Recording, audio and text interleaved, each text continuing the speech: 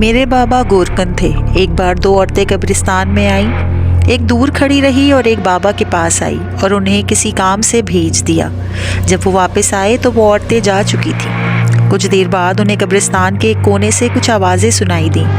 वो भागकर देखने गए तो सामने का मंजर देखकर उनके पैरों तले से ज़मीन निकल गई। और कुछ सालों बाद मैं एक स्कूल टीचर हूँ। मेरा शौहर एक पुलिस अफसर था। वो निहायत ज़िम्मेदारी से अपनी ड्यूटी देते और एक पाई भी रिश्वत ना लेते। लेकिन एक बात थी, वो अक्सर उदास रहते। मैंने उनसे कई बार उनकी परेशानी की वजह पूछी, लेकिन वो मुझे कुछ ना कहते और बस टाल मटोल से काम लेते। मेरे ससुराल वाले मुल्तान में रहते थे। हम लोग भी मुल्तान शहर में ही थे, लेकिन मेरे शौहर का तबादला लाहौर हो गया और हम लाहौर आकर रहने लगे। कभी कभी मुझे लगता है वो अपने माँ बाप को याद करके परेशान रहते हैं। मैंने इनसे कई बार कहा है कि अपना तबादला मुल्तान में करवा लें ताकि आप अपने वालिदैन के पास ही रह सकें, लेकिन वो कहते नहीं, मैं लाहौर में ही रहना चाहता हूँ। तो मैं खामोश हो जाती। बताती चलूँ, मेरे शौहर बहुत संजीदा तबीयत के थे, बहुत कम बातें करते। वो देखने में ही बहुत सरबस्ता राज लगते। यूँ लगता बहुत सी बातें दम में छुपाए रखते हैं। मेरी शादी को 1 साल गुजरा था। अल्लाह ने मुझे एक बेटे से नवाज दिया और मैं अपने बेटे के साथ मसरूफ़ रहने लगी। मेरा मैका भी लाहौर में ही था। हमारा गांव लाहौर के पास ही था, जबकि मैं अपने मामू के पास लाहौर में ही रहती थी। उन्हीं के घर में रहकर मैंने अपनी तालीम मुकम्मल की और वहीं से मेरी शादी असद से हो गई। मेरे वालिद गोरकन थे और हम कब्रिस्तान में रहते थे। हमारा घर वहाँ जनाजा गाह के अकवी हिस्से में था। ये 2 कमरों का छोटा सा घर बहुत पुरसुकून था, जिसका सहन वालिद ने कब्रिस्तान से ईंटें इकट्ठी करके खुद 4 दीवारी खड़ी करके बना लिया था। सहन की दीवार से एक दरवाज़ा कब्रिस्तान की जानिब खुलता था। पहले हमारे दादा इस कब्रिस्तान के गोरकन थे, फिर ये काम अब्बा ने संभाल लिया। मेरे 2 चचा थे, वो किसी और तरफ के कब्रिस्तानों में ज़रिए रोज़गार की खातिर निकल गए। मेरे वालिद की शादी हुई तो वो अपनी दुल्हन को इसी घर में ले आए जहाँ अब्बा रहते थे। हम 3 बहन भाई इसी घर में पैदा हुए। लोग कहते थे कि कब्रिस्तान खौफनाक जगह होती है और उनको यहाँ आने से खौफ आता है, लेकिन हम तो पैदा ही यहाँ हुए थे। इसी जगह कब्रों के बीच खेल कूद कर बड़े हुए, इसलिए हमें कब्रिस्तान से डर नहीं लगता था। वालदा को अब्बा की गोरकनी का पेशा पसंद ना भी था, लिहाजा उन्होंने मुझको पढ़ाने का अज़्म कर लिया था ताकि हम इस माहौल से बाहर निकल सकें। जबकि अब्बा को अपना घर प्यारा था, इस वजह से नहीं कि उनको कब्रिस्तान बहुत पसंद था। दरअसल वो इस काम के सिवा कोई दूसरा काम जानते ही ना थे, पढ़े लिखे ना थे और शहर में मकान ख़रीदना उनके बस की बात ना थी। इसलिए उनको यहीं रहना रास आता कि अल्लाह ताला ने इनकी रोज़ी को इसी से वाबस्ता कर दिया था। यूँ भी उनके बकौल ये कोई ऐसी बुरी जगह नहीं थी, वीरानी लेकिन नहायत पुरसुकून जगह थी।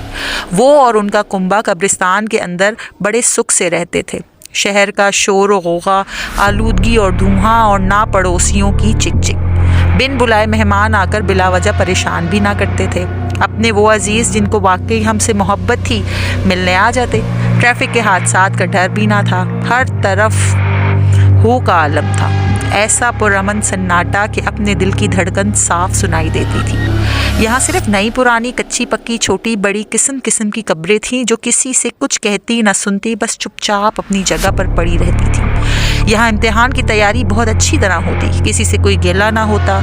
अगर गिला हुआ भी तो अपने जैसे ज़िंदा लोगों से जो यहाँ आकर इंसानियत से गिरी हुई हरकत करते और अब्बा इनको देख लेते। अक्सर को तो नसीहत करके छोड़ देते, कभी कभार 2 हाथ भी किसी के जड़ पड़ जाते तो 100 जड़ दिया करते थे। एक रोज़ का जिक्र है, मुझे अपने घर की मगरिबी दीवार की जानिब से कुछ ऐसी आवाज़ें सुनाई दी जैसे कोई आहिस्ता आहिस्ता ज़मीन खोद रहा हो। मैं स्कूल की किताबें सामने रख कर पर्चे की तैयारी कर रही थी।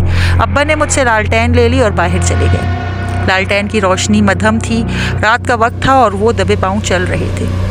उन्होंने देखा कि एक शख्स हमारे मकान की जानिब पुश्त किए अपने काम में मुनहमिक है। इसको अब्बा के करीब आने का एहसास तक न हुआ और अब्बा सर पर पहुंच गए तो देखा कि वो एक लंबी दाढ़ी और मैली जटाओं वाला भिखारी है। इसका कासा और लाठी पास पड़े थे और एक गठड़ी भी थी। गले में माला थी। अब्बा को देखकर भागने की बजाय इनके पाँव पड़ गया। बोला, अल्लाह का वास्ता तुमको भाई, मुझे माफ़ कर दो। मैं गरीब भिखारी हूँ, अपने 6 माह की कमाई यहाँ दफन कर रहा हूँ ताकि कोई मुझसे उचक न ले। अल्लाह की कसम, रात भर इसी फिक्र से नींद नहीं आती थी। गठड़ी को सरहाने के पीछे रख कर सोता हूँ कि कहीं कोई हत्या न ले। अब्बा ने कहा, अगर तू सच कह रहा है तो गठड़ी खोल कर दिखा दे। वाकई इसमें बहुत सी रेजगारी और कुछ नोट भी थे। रुपए वाले सिक्कों का तो अंबार लगा हुआ था। अब्बा ने इस वादे पर इस रोज़ इसको छोड़ दिया कि वो आइंदा अपनी रकम दबाने यहाँ नहीं आएगा और ना किसी कब्र की बेहुरमती करेगा। कुछ दिन गुजरे कि रात के सन्नाटे में फिर वैसी ही आवाज़ें सुनाई दी। अब्बा ने जब आकर भिखारी की गर्दन दबोच ली और कहा, फिर तू वही हरकत करने आ गया। वो लंघिया कर बोला, सरकार, मैं कब्र की बेहिम्मती नहीं कर रहा, अपनी दबाई हुई रकम निकाल रहा हूँ। मैं ये शहर छोड़कर जा रहा हूँ, इसलिए पूंजी निकाल रहा हूँ। वादा है कि फिर कभी आपको यहाँ नज़र नहीं आऊँगा। कब्रिस्तान में रात के वक्त कभी कभी चिल्ले काटने वाले और अमलियात करने वाले भी आ जाते थे।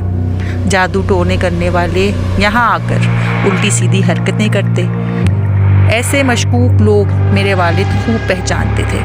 अक्सर का काम तो सिर्फ कब्रों की मिट्टी उठाना, पुरानी हड्डियां दबाना या तावीज़ दफन करना होता, लेकिन कुछ ऐसे भी देखे गए जो मशकूक लोग ना होते, बज़ाहिर साफ सुथरे मगर चोर उचक्के इनमें भी होते थे। जराइम पेशा तो कब्रिस्तान को अपनी जन्नत जानते। वो इस गोरिस्तान की होलनाकी के अंदर अपने होलनाक जुर्म छुपाने आ जाते थे। ऐसे बहुत से अजीब व गरीब वाक़यात अब्बा की यादाश्त में मौजूद थे जिनको सुनकर हैरत होती थी। कुछ लोग तो इतने बेरहम होते कि वो जिंदा तो क्या मुर्दा औरतों को भी ना छोड़ते।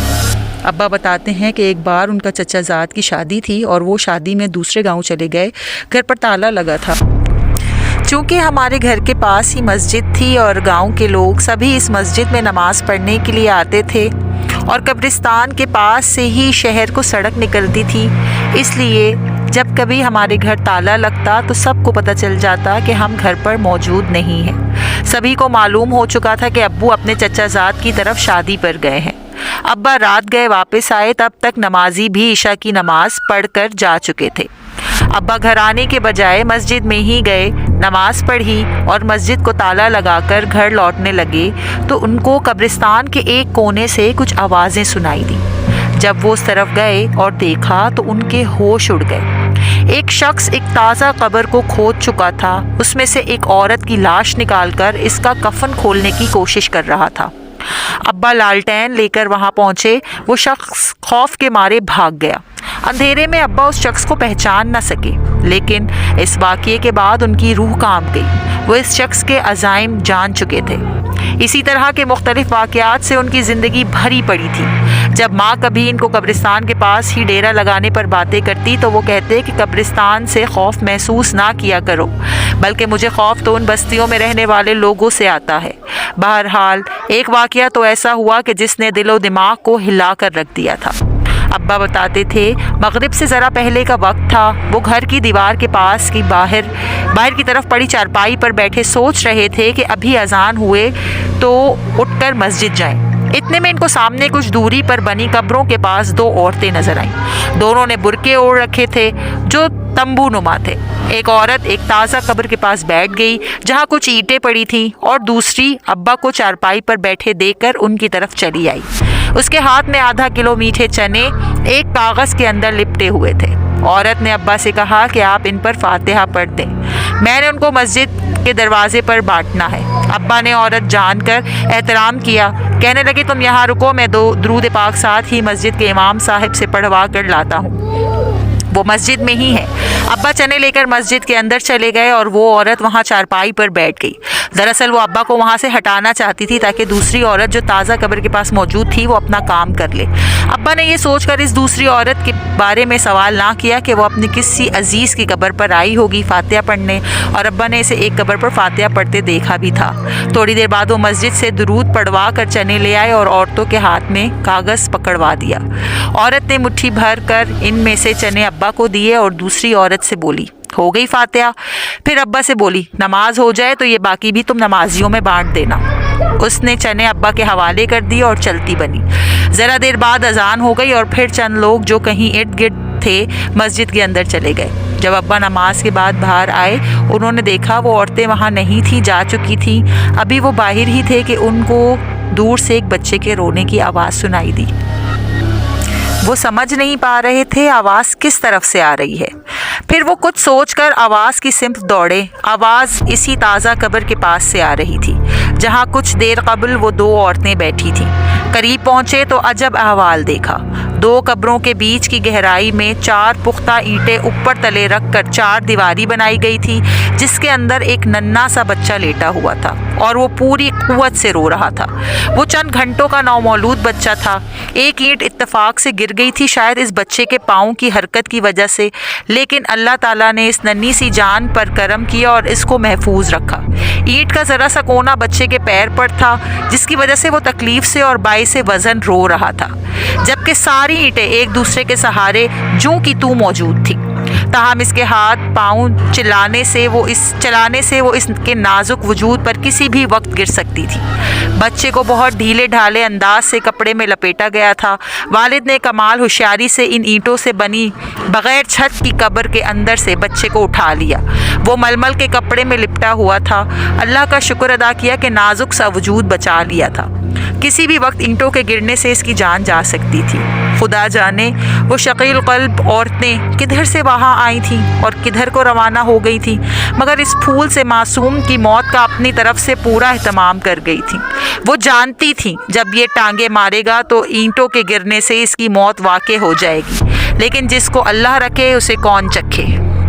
वालिद ने इमाम साहब को बुलाया और सारा माजरा सुनाया, और इसी वक्त इमाम साहब को साथ लेकर थाने गए और पुलिस को सारा मामला बताया। वहाँ सारी तफसील लिखवा दी।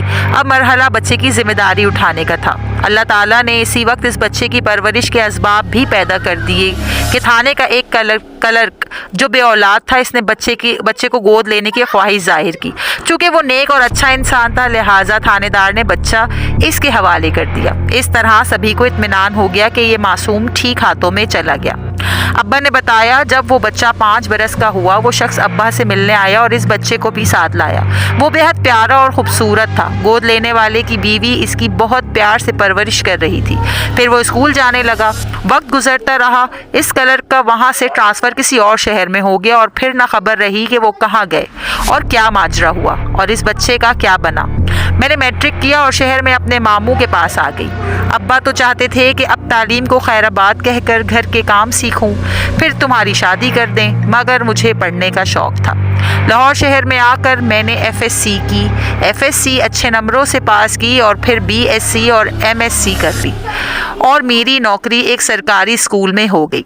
मेरी बहन भाई भी सब पढ़ लिख गए और सब शहरों में मुंतकिल हो गए, लेकिन अब्बा इसी घर में रहे। वो कहते थे मैं अपनी पूरी ज़िंदगी यहीं बसर करूँगा। अम्मी कभी अपने बच्चों के पास आ जाती और कभी अब्बा के पास उस घर में चली जाती। इन्हीं दिनों मेरे लिए एक रिश्ता आया और मेरी शादी मुल्तान में हो गई। एक दिन मुझे खबर मिली कि अब्बा की तबीयत अचानक ख़राब हो गई है, तो मैंने असद को फ़ोन किया और ड्यूटी से घर बुलाया। मैं और असद अब्बा से मिलने के लिए फ़ौरन निकले। असद मेरे अब्बा की बहुत इज्जत करते थे। उनके पास बैठकर घंटों बातें किया करते थे। अब्बा ने मुझे अपने पास बुलाया और एक राज बताया जिसे सुनकर मेरे होश उड़ गए। अब्बा ने बताया कि मैं आप लोगों को बचपन में एक वाक़या सुनाता था, कब्रिस्तान से मिलने वाले बच्चे का। मैंने वो कहानी अधूरी सुनाई थी, अब मैं उससे आगे की कहानी सुनाता हूँ। मैं हैरान थी कि अब्बू बीमारी की इस हालत में भी मुझे कहानी सुना रहे हैं। मैंने कहा अब्बा आप ठीक हो जाएं, फिर आप कहानी सुनाना, अभी आप आराम करें। लेकिन वो बोले नहीं, ये कहानी अभी सुनाना ज़रूरी है। कहानी कुछ यूँ थी, जब वो क्लर्क और उसकी फैमिली यहाँ से चली गई तो वो काफ़ी सालों बाद मुझसे मिलने आए और उन्होंने बताया कि वो बच्चा पढ़ रहा है। फिर उस बच्चे ने एफएससी कर लिया और फिर इसको पुलिस की नौकरी भी मिल गई। फिर जब वो काफ़ी सालों बाद उनसे मिलने आया तो पुलिस की वर्दी पहने था। उसने झुककर अब्बा के पैर छुए और कहा चचा जान, बाबा जान हमेशा मुझको आपकी इज़्ज़त और तकरीम करने की तलकीन किया करते हैं। अगर मेरे लायक कोई काम हो तो ज़रूर बताना, मुझे आप हर वक्त हाजिर पाएंगे। आखिरी बार जब वो आया तो अपने अब्बा के साथ था। उसके अब्बा ने बताया कि वो उसकी शादी करना चाहते हैं और आजकल उसके लिए लड़की ढूंढ रहे हैं। मैं अभी थानेदार साहब से मिलकर आया हूँ। उन्होंने मुझे बताया है कि आप भी अपनी बेटी के लिए एक मुनासिब रिश्ता ढूंढ रहे हैं, तो क्यों ना आप असद को अपनी फर्जंदी में ले लें और उसे अपना दामाद बना लें। इस बच्चे का नाम असद रखा गया था। मैं हैरत से अब्बा को देखने लगी। वो बोले हाँ, तुम्हारा शौहर असद वही बच्चा है। ये राज तुमसे छुपाए रखा, लेकिन अब मैं चाहता था कि अपने मरने से पहले मैं ये राज ज़रूर बता दूँ। बेटी असद को कभी कोई तकलीफ़ ना पहुँचाना, इसका साथ देना। वो बहुत अच्छा लड़का है, लेकिन इसकी कश्मकश में ज़रूर रहता है कि मेरे माँ बाप कौन थे। वो मुझसे अक्सर आकर पूछता कि चचा क्या कभी मेरे माँ बाप मुझे ढूंढते हुए यहाँ आए? क्या उन्होंने कभी आकर दोबारा नहीं पूछा कि वो बच्चा कहाँ गया? वो इस आस से अक्सर मेरे पास आकर बैठता है और मुझसे ये बातें पूछता, लेकिन मेरे पास हमेशा उसके सवालों का कोई जवाब न होता। बेटा, तुम उसकी बीवी हो, उसे इस परेशानी से निकाल सकती हो। मैं काफ़ी सोचती रही कि असद इसीलिए इतने परेशान रहते थे। अगले दिन मेरे अब्बा का इंतकाल हो गया। मुझसे ज़्यादा असद अब्बा के लिए रोए। इसके बाद मैंने असद का पहले से ज़्यादा ख्याल रखना शुरू कर दिया। मैं उसे परेशान ना रहने देती, मैं उससे कोई सवाल ना करती, लेकिन जब मैं देखती कि वो परेशान है तो मैं उन्हें और बातों में उलझाने की कोशिश करती ताकि वो अपने दिमाग से इन बातों को भूल जाएं। लेकिन वो अपनी ज़िंदगी के आखिरी दिन तक नहीं भूल पाए। जब भी ये वाक़या याद आता है सोचती हूँ ना जाने वो कौन बदनसीब माँ और बदकिरदार बाप होगा जिसको इस नेमत से महरूमी मुकद्दर में मिली और दुनिया की लानत के साथ आखिरत के अजाब के भी वो हकदार हुए। अल्लाह ताला से दुआ है कि वो औलाद सिर्फ़ नेक लोगों को अता करे जो उसकी इस नेमत की हिफाजत कर सकें और शुक्रिया के बतौर इस नेमत पर सर बसजूद रहें, वरना औलाद सारी ज़िंदगी अपने माँ बाप की किए की सज़ा भुगतती है। शुक्रिया। कहानी आपको पसंद आए तो प्लीज़ लाइक कीजिएगा और चैनल को सब्सक्राइब करना मत भूलिएगा। इसी तरह की और कहानियाँ सुनने के लिए मेरे चैनल को सब्सक्राइब करें।